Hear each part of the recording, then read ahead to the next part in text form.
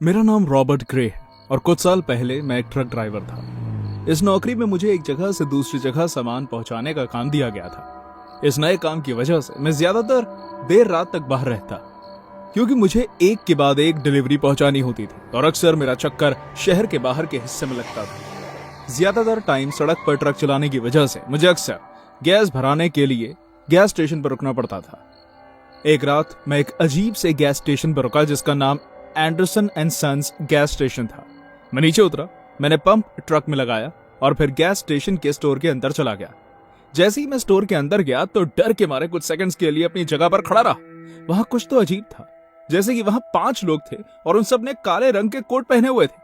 सिर्फ यही एक अजीब चीज नहीं थी, मैंने गौर किया कि उन सब के सर ढके हुए थे और मैं उनका चेहरा नहीं देख पा रहा था। जैसे ही मैं काउंटर पर खड़े आदमी के पास गया, उसने भी उसी तरह के कपड़े पहने हुए थे और उसने मुझे एक अजीब बात कही। कैसे हो तुम दोस्त? क्या तुम एक डॉग सूप लेना पसंद करोगे? मैंने हैरानगी से उस आदमी की तरफ देखा।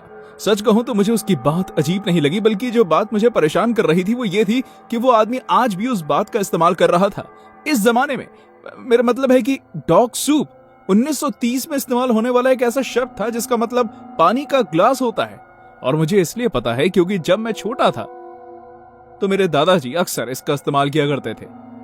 कुछ मिनट की शांति के बाद मैंने जवाब दिया, नहीं शुक्रिया। इस छोटी और अजीब बातचीत के बाद मैं स्टोर में अपने लिए कुछ ढूंढने लगा। फिर मैंने तय किया कि मैं अपने लिए एक चिल्ड बियर लूंगा जिसे मैं काम खत्म होने के बाद घर जाकर पी सकूं। जैसे ही मैं बोतल के पैसे देने काउंटर तक गया, उस आदमी ने कहा, तुम तो ट्रक चला रहे हो ना, तुम स्क्रूज मत हो जाना।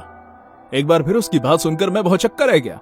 उसने एक बार फिर 90s में इस्तेमाल होने वाला एक शब्द का प्रयोग किया था। स्क्रूज का मतलब होता है शराब पीना।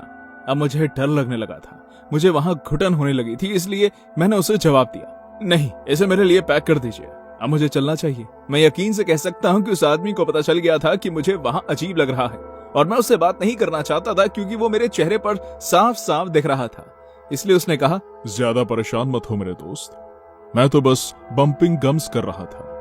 और लगातार ये तीसरी बार उस आदमी ने फिर 90s के एक और स्लैंग का इस्तेमाल किया। बम्पिंग गम्स का मतलब है छोटी मोटी बातचीत। इस बार मेरे दिमाग में घंटियां बजनी शुरू हो गई। मैंने फौरन बॉटल उठाई और बाहर निकल गया। बाहर जाते हुए मैं यही सोच रहा था कि ये आदमी ऐसी भाषा का इस्तेमाल क्यों कर रहा है जैसे ये भूतकाल में जी रहा हो। मैं जानता था कि उसकी बात इस जमाने में ज्यादा लोगों को समझ नहीं आएगी। मैं समझ पा रहा था क्योंकि मैं अपने दादाजी के बहुत करीब था, इसलिए 90s में इस्तेमाल होने वाले काफी शब्द मुझे पता थे। मुझे पुरानी फिल्में देखना बहुत पसंद था और मैं दादाजी से काफी बातें किया करता था। मैंने सवाल का जवाब पाने के लिए अपने दिमाग पर बहुत जोर दिया, लेकिन फिर उसे भूलकर आगे बढ़ने का फैसला किया। मैं अपने ट्रक में बैठा और अपनी यात्रा को जारी करने लगा। अगले और 4 घंटे में मैंने अपना सारा काम खत्म कर दिया, सभी सामान उसकी जगह पहुंचा दिया। सब कुछ होने के बाद मैं घर की ओर निकलने लगा।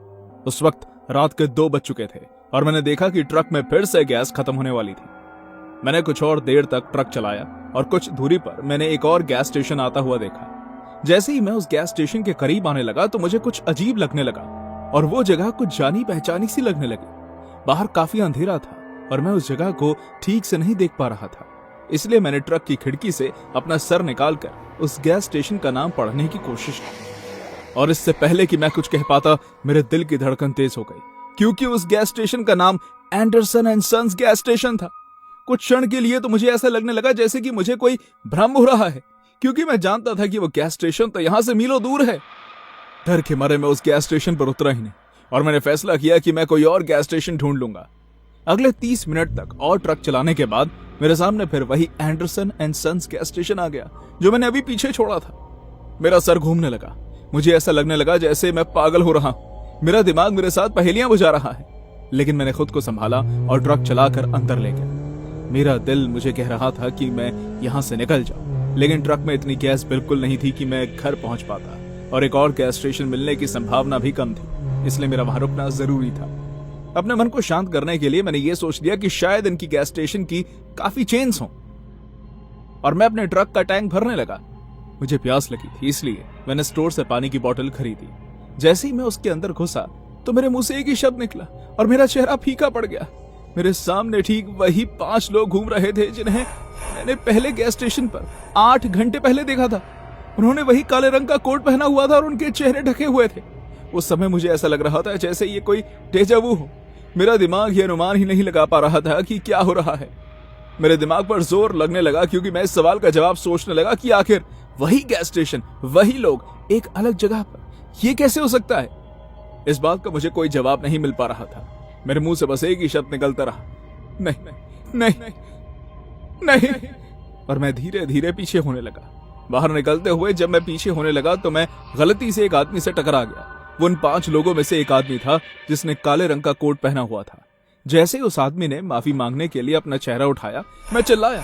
ये बयां करना बेहद मुश्किल था। उस आदमी का चेहरा बुरी तरह जला हुआ था और उसका मांस लटका हुआ था। मैं बता नहीं पाऊंगा कि उस वक्त मेरी हालत क्या थी, क्योंकि अब वो 5 आदमी मेरी तरफ देख रहे थे और उन सभी के चेहरे जले हुए थे। बिना एक और सेकंड गवाए मैं फौरन स्टोर से बाहर अपने ट्रक की तरफ भागा। मैंने गैस का पंप जमीन पर ही फेंक दिया और मैं पूरी स्पीड में ट्रक चलाते हुए पास के पुलिस स्टेशन पहुंच गया। जैसे ही मैं वहां पहुंचा तो मैं डर के मारे चिल्लाने लगा। मुझे देखकर 2 पुलिस वाले मेरे पास मुझे शांत करवाने आए। उन्होंने मुझसे पूछा कि क्या हुआ और मैंने उन्हें वो सब बताया जो उस रात मेरे साथ हुआ। जब मेरी बात खत्म हुई तो उन दोनों ने हैरानगी भरी नजरों से मुझे देखा और कहा कि शायद मैं ज्यादा थक गया हूं और इसलिए मुझे ये सब दिखा। मैंने उन्हें कड़े शब्दों में कहा कि मैं जानता हूं जो मैंने देखा है। मुझे शांत करवाने के लिए पुलिस वालों ने अपने रिकॉर्ड में से एक फाइल निकाली। उस पर एंडरसन एंड सन्स एंटरप्राइज लिखा हुआ था। फाइल खोलने के बाद उन्होंने मुझे बताया कि Anderson and sons gas station 1934 से ही बंद पड़ा है। उस फाइल में लिखा था कि उस साल वहां बहुत भयानक आग लग गई थी, जिसमें 5 लोग जो वहां मौजूद थे मारे गए थे और कहा जाता है कि इस बुरे हादसे के होने की वजह से वो गैस स्टेशन बंद हो गया था। मेरे पास अब कहने और सुनने के लिए और कुछ नहीं बचा था, इसलिए मैं वहां से उठकर चला गया। अगले दिन जब मैंने ट्रक वापस अपनी काम की जगह लगाया तो फैक्ट्री के इंस्पेक्टर ने मुझसे कहा, तुम ट्रक में बिना गैस के घर कैसे पहुंचे? उसके इस अजीब सवाल को सुनकर मैंने कहा, आप ये क्या कर रहे हैं सर? मुझे अच्छी तरह याद है कि कल रात मैंने 2 बार ट्रक में गैस भरवाई है। उस इंस्पेक्टर ने फिर मुझे जवाब दिया, लेकिन ऐसा बिल्कुल नहीं हो सकता रॉबर्ट, क्योंकि ट्रक का टैंक पूरी तरह खाली है और इस तरह ट्रक नहीं चल सकता। क्योंकि मेरे पास उनकी इस बात का कोई जवाब नहीं था, इसलिए मैं चुप रहा और वहां से चला गया। उस हादसे ने मेरा मानसिक संतुलन हिलाकर रख दिया था और कुछ हफ्तों बाद अपने मन की शांति के लिए मैंने उस अजीब से गैस स्टेशन पर खुद से खोज करने के बारे में सोचा। कुछ घंटों तक आर्टिकल पढ़ने पर, डॉक्यूमेंट्री देखने के बाद मेरे सामने भी कुछ वही कहानी सामने आई। कहा जाता है कि यह हादसा 30 साल पहले हुआ था। सन 1991 में एक और ट्रक ड्राइवर ने इस बात की पुष्टि की कि वो भी इस गैस स्टेशन में गया था। उसकी कहानी भी मेरी जैसी ही थी, लेकिन उस आदमी ने अपनी कहानी के अंत में ये कहा कि किसी को मुझे ये बताने की जरूरत नहीं पड़ी कि उन 5 लोगों की भटकती हुई आत्माएं वहीं रह गई। अब वो राह चलते हर उस आदमी की मदद करने की कोशिश करती हैं जिन्हें रात के अंधेरे में गैस भरवाने की जरूरत पड़ती है।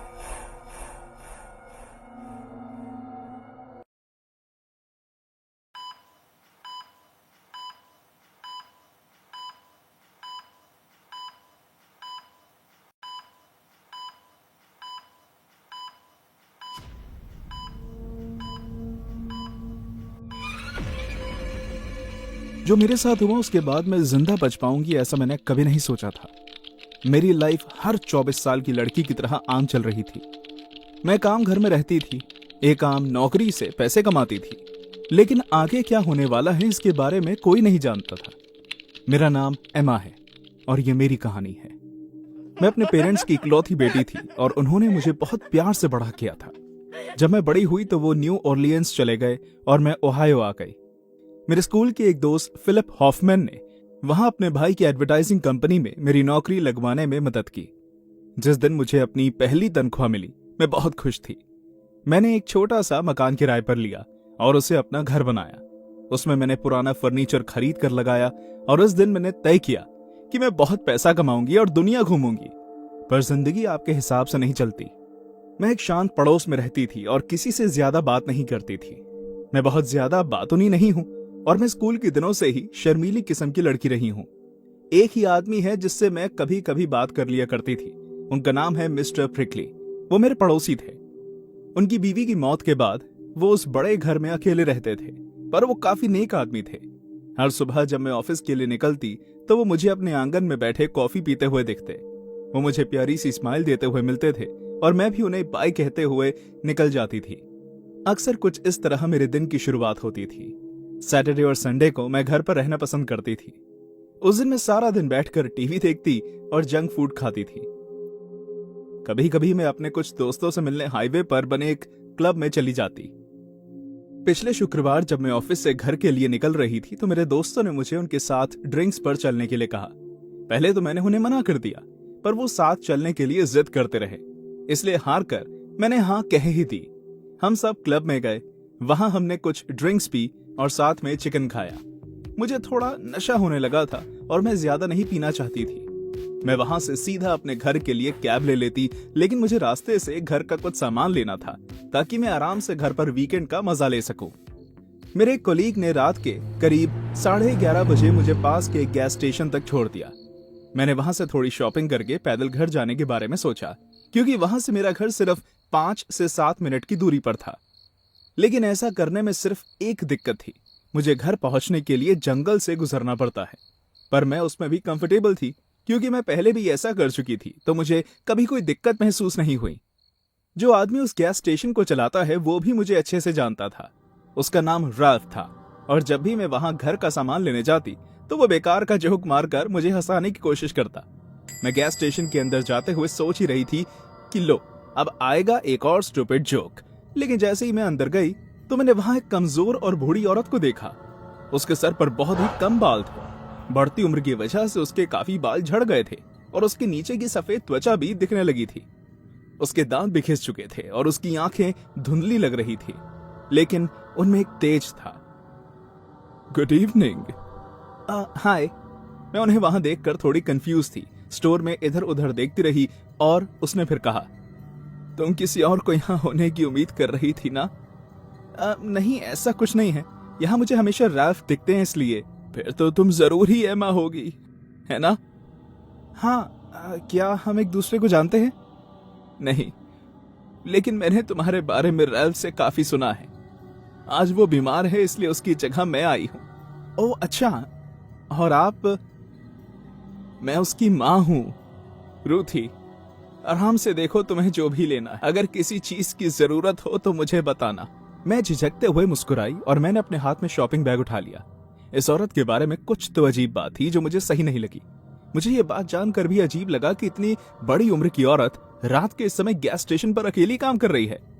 पर इससे मेरा कोई लेना देना नहीं था, इसलिए मैं स्टोर में अपने सामान के लिए घूमने लगी। सारा टाइम उस औरत की आंखें मुझे ही घूर रही थी। वो मुझे एक शिकार की तरह देख रही थी। आखिर में जब मैं काउंटर पर गई और उसने मुझे गुस्से भरी नजरों से देखा और कहा, बस इतना ही? हाँ। मैंने उसके हाथ में सामान दिया और वो बिल बनाने लगी। मैं अपने बैग में पर्स ढूंढ रही थी जब उसने मुझे एक अजीब सा सवाल पूछा, क्या तुम शादीशुदा हो? नहीं। तो क्या तुम शादी करना चाहती हो या फिर ऐसे ही मजे? क्या क्या क्या मतलब है तुम्हारा? तुम जानती हो मेरा क्या मतलब है एमा। आजकल की लड़कियां हमारे टाइम की लड़कियों के हिसाब से बहुत समझदार हैं। क्या तुम्हारे माँ बाप जानते हैं कि तुम वैश्या हो? क्या कहा तुमने? तुम्हें शर्माने की जरूरत नहीं है। तुम खूबसूरत हो और आखिर लड़कियों की भी जरूरतें होती हैं। देखो, मैं नहीं जानती कि तुम मुझे ये सब क्यों कह रही हो, लेकिन तुम्हें अपनी जबान संभाल कर बात करनी चाहिए। तुम एक बच्चलन लड़की हो एमा। तुम चाहती हो कि मैं तुम्हें इज्जत दूं, जबकि तुम मुझसे मेरा बेटा छीनना चाहती हो। मेरा इकलौता बेटा, मेरी जिंदगी में बचा हुआ वो आखिरी इंसान। ये सोचकर तुम्हें रात में नींद कैसे आती है एमा कि तुम एक बूढ़ी बीमार औरत से उसका बेटा छीन रही हो? ऐसा कहते हुए उसने मेरे मुंह पर थूक दिया। इस घटना से मैं स्तब्ध रह गई। उसकी इस हरकत से मैं जाहिर तौर पर पीछे हुई और मुझे घिन आने लगी। मैंने अपनी शर्ट की लंबी बाजुओं से अपने चेहरे को पोंछा। क्या तुम पागल हो गई हो? मैं तुम्हारे बेटे को तुमसे क्यों छीनना चाहूंगी? वो मेरे डैड की उम्र का है, बेवकूफ औरत। ओह, तो उसने अपने फोन में तुम्हारी तस्वीरें क्यों ली? वो तुम्हारे बारे में इतनी बातें क्यों करता है? इससे जाहिर है कि वो तुमसे प्यार करता है और तुम्ही ने उसे रिझाया होगा। मेरा बेटा तुम्हारे बारे में ऐसा सोचता भी नहीं अगर तुम उसे रुझाती नहीं। वैश्या कहीं की। मैं उसकी बातें सुनकर पूरी तरह घबरा गई। वो औरत पूरी तरह पागल हो गई थी। उसे इतना भी समझ में नहीं आ रहा था कि उसका बेटा एक साइको है जिसने मेरी जानकारी के बिना मेरी तस्वीरें ली थी जब मैं यहाँ सामान लेने आती थी। उस समय मैं इतनी कंफ्यूज हो गई थी कि मुझे यह भी समझ नहीं आ रहा था कि मैं किस बात पर ज्यादा ध्यान दूं, रैल्फ पर जो पीछा करने वाला एक साइको निकला, या उसकी पागल माँ वो मुझे जिम्मेदार ठहरा रही थी। मैंने ड्रिंक की हुई थी और अचानक हुए इस इल्जाम वाले सिलसिले से मेरा दिमाग और घूम रहा था, लेकिन बिना ज्यादा वक्त गवाए मैं उसके पास काउंटर तक गई और उसकी गुस्से भरी नजरों में देखकर मैंने कहा, भाड़ में जाए तुम्हारा साइको बेटा और भाड़ में जाओ तुम।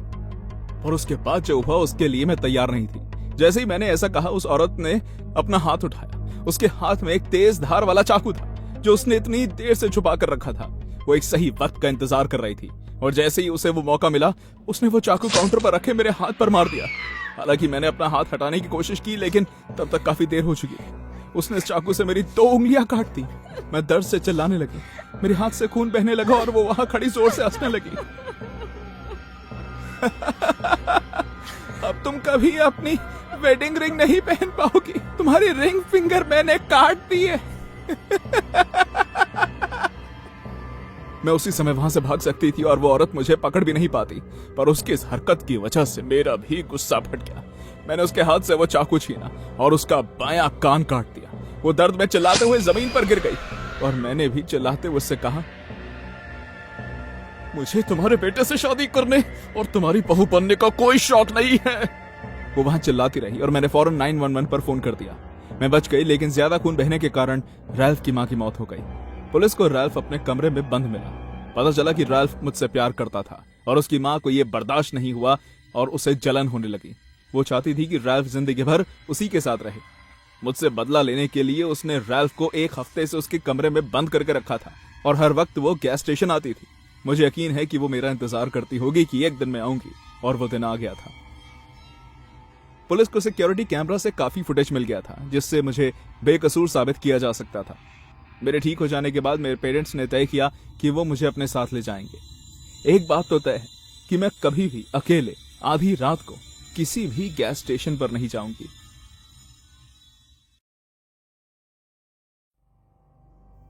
तीन साल पहले जब मैं 17 साल का था तब मैं बुरी संगत में पड़ गया था और उन लोगों की संगत की वजह से मैंने ड्रग्स लेना शुरू कर दिया था। मैं अपनी मरी हुई दादी मां के घर में रहता था और मैंने हाल ही में हाई स्कूल छोड़ा था। मुझे अपनी जरूरतों को पूरा करने के लिए काम की सख्त जरूरत थी। एक रात मेरे ख्याल से तब तकरीबन 1 बज रहे थे। मैं घर बैठा पागल हो रहा था क्योंकि मेरे पास नशा करने के लिए पैसे नहीं थे। मैंने तय किया कि मैं पैदल चलकर पास के गैस स्टेशन तक जाऊंगा और वहां से सिगरेट का एक पैकेट ले लूंगा ताकि मैं उसे पी सकूं। अगर आप नहीं जानते कि नशा करने की लत कैसी होती है तो मैं आपको बता देता हूं। आपको सुनने में अजीब लग सकता है लेकिन अगर कोई इस राह पर चलने लगे तो इससे छुटकारा पाना नामुमकिन सा है। इसमें ऐसा लगता है जैसे आपके अंदर एक आग जल रही है और आपको उसे बुझाना जरूरी है, नहीं तो आप मर जाएंगे। एक बहुत ही खतरनाक चीज है। तो मैं उस सुनसान हाईवे पर रात के 1 बजे चलने लगा। हालांकि मुझे बताने की जरूरत नहीं है लेकिन उस वक्त बाहर कोई भी आदमी नहीं दिख रहा था। जब मैं उस गैस स्टेशन में पहुंचा मैंने बाहर एक छोटी गाड़ी खड़ी हुई देखी। इस बात का अनुमान लगाना मुश्किल नहीं था कि वो गाड़ी जरूर ही वहां काम कर रहे आदमी की होगी। मैं उस गैस स्टेशन के अंदर गया और मेरी आंखें सबसे पहले काउंटर पर गई। वहां कोई नहीं था। वो गैस स्टेशन खाली था। पहले मुझे लगा कि वहां काम कर रहा आदमी बाथरूम गया होगा, इसलिए मैं इधर उधर देखने लगा। मैं किसी शेल्फ के पास से गुजर रहा था कि अचानक उसके पीछे से एक आदमी का चेहरा बाहर आया। क्या तुम कुछ ढूंढ रहे हो बच्चे? ये क्या बकवास है? ओह गॉड,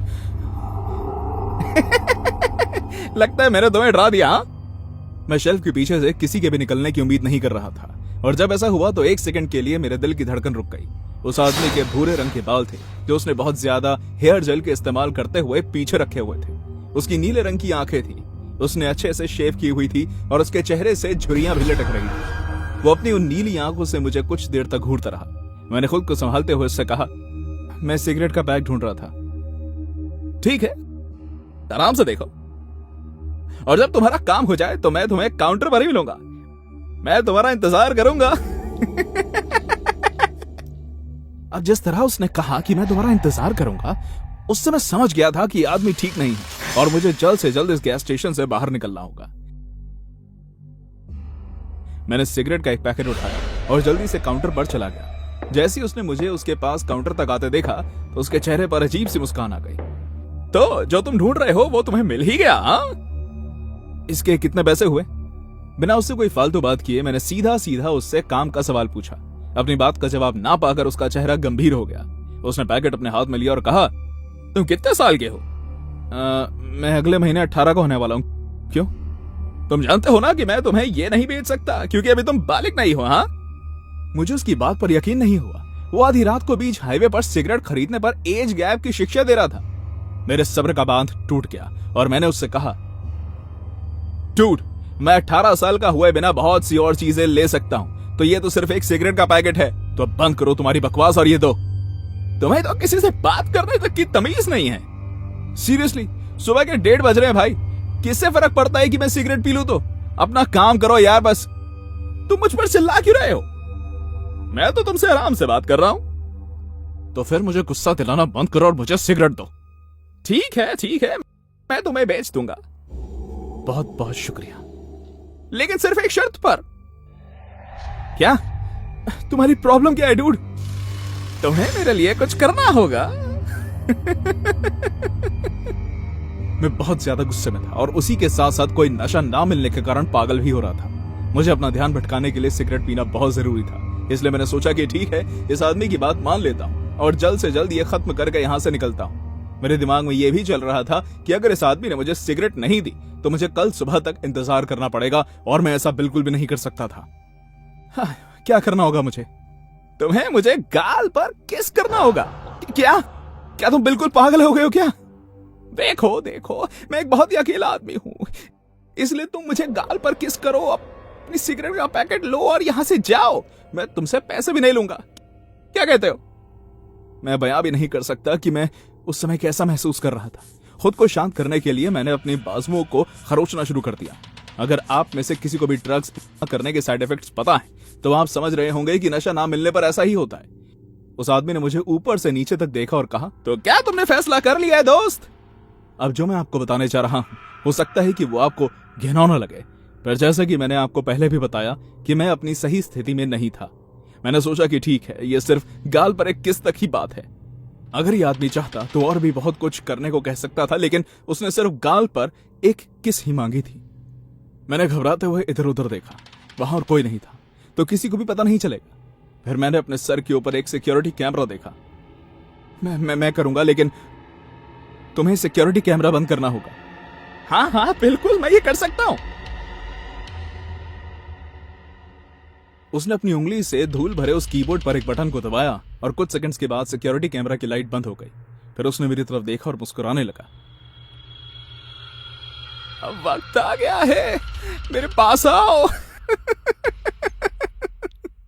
मैं अंदर से टूट रहा था। मुझे एहसास हो रहा था कि नशे की इस लत ने मुझे कहां लाकर खड़ा कर दिया है। सिगरेट के एक पैक के लिए मैं इस आदमी को अपना फायदा उठाने दे रहा हूं, पर मेरे पास और कोई रास्ता नहीं था। मैं बुरी तरह फंस गया था। मैं धीरे धीरे काउंटर की तरफ झुका और उस आदमी ने अपना दायां गाल किस करने के लिए आगे किया। मैं जानता था कि मैं जितनी देर करूंगा ये मेरे लिए उतना ही मुश्किल होता जाएगा, इसलिए मैं एक ही बारी में उसके करीब गया और उसे किस करने के लिए आगे बढ़ गया। और तभी उसने एक और घिनौनी हरकत की जिसका मुझे अंदाजा भी नहीं था। जैसे ही मेरे होंठ उसके गाल को चूमने करीब आए, उसने अपना चेहरा मेरी तरफ घुमा दिया और मैंने उसके गंदे होठों पर किस कर दिया। ये सब इतनी जल्दी हुआ कि मुझे एहसास भी नहीं हुआ और मैं झट से हट गया। उसका गंदा थूक मेरे होठों पर लग गया था और मैंने यही जमीन पर उल्टी कर दी। तुम तो एक लड़की से भी गए गुजरे निकले यार। होठ पर किस करने की वजह से तुमने उल्टी कर दी। छी। वो मेरी बेइज्जती करता रहा और मेरे मुंह से सिर्फ और सिर्फ उल्टी होती रही। ये सोचकर मेरी आंखों से आंसू निकलने लगे कि आज मैंने नशा करने की वजह से सभी हदें पार कर दी थी। वो आदमी मुझे देखते हुए हवा में और किस करने लगा और बीच बीच में मुझ पर हंसने लगा। उसका ये व्यवहार मैं बयां भी नहीं कर सकता। देखो ये बारबी डॉल अब कैसे रो रही है। क्या हुआ बारबी? क्या तुम्हारा कुछ खो गया है? हाँ? मुझे बस अब और बर्दाश्त नहीं हुआ। मैंने उसकी आंख में जोर से एक मुक्का मार दिया। उसे इस बात का कोई अंदाजा ही नहीं था और उसे वो मुक्का बहुत जोर से लगा। उसे मारने की वजह से मुझे भी बहुत जोर से दर्द हुआ, लेकिन मैं रुका नहीं। मैंने एक दूसरा मुक्का उसके नाक पर दे मारा, जिसकी वजह से उसका खून निकलने लगा और उसके कपड़ों पर लग गया। मेरे एक मुक्के से उसकी नाक बुरी तरीके से टूट गई। बदतमीज लड़के, तुमने मेरी नाक तोड़ दी। उस आदमी ने अपनी नाक पकड़कर मुझे कोसना शुरू कर दिया। मैं फौरन काउंटर से अपना सिगरेट का पैक उठाया और जितनी तेज हो सकता था उतनी तेज भागने लगा। उसकी दर्द भरी चीख पीछे से गूंजने लगी। मैं पुलिस को बुलाऊंगा, मैं उन्हें बताऊंगा कि तुम किस तरह मुझे मारकर भागे हो और मेरी दुकान से तुमने चोरी की है। तुम ये सोचने की हिम्मत भी मत करना कि तुम बचकर निकल जाओगे लड़के। लेकिन मैं रुका नहीं, मैं भागता रहा और कुछ देर बाद उसकी आवाज आनी बंद हो गई। उस रात वापस आने के बाद मैं पूरे टाइम नहीं सो पाया।